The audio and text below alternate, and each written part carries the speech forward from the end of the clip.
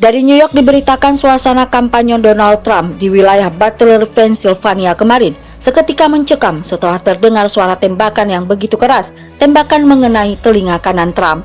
Melalui tayangan video yang disiarkan, tampak darah mengucur dari telinga ke wajah mantan Presiden Amerika Serikat tersebut. Agen dinas rahasia mengerumuni dan menutupi tubuhnya. Topi merah bertuliskan Make America Great Again miliknya terlepas. Menurut laporan dinas rahasia, selain Trump yang terluka, satu peserta kampanye tewas dan 2 penonton lainnya terluka. Sang pelaku yang tidak diketahui identitasnya juga berhasil ditembak hingga tewas. Ron Mosey, seorang pendukung Trump yang berada di lokasi serangan, mengatakan kondisi saat itu sangat kacau.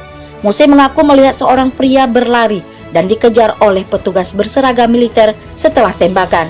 Dia mengungkap saat itu ada penembak jitu yang telah berkumpul di atap gudang di belakang panggung dan siap menembak pelaku.